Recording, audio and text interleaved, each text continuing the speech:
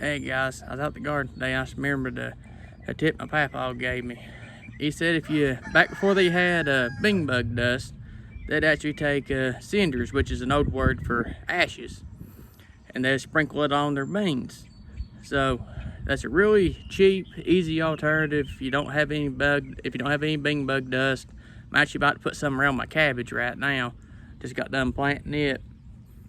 Then I got some coal in this that I burnt, some coal ashes, but that's what they heated with back then too, so I don't think that should affect it.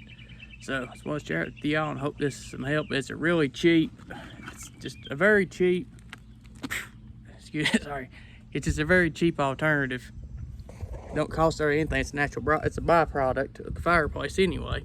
But I was talking to my aunt.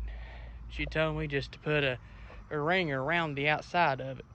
She said she's always kind of afraid of getting the dust inside of the cabbage. She didn't know if it'd be safe to eat that way. Just put a ring around it.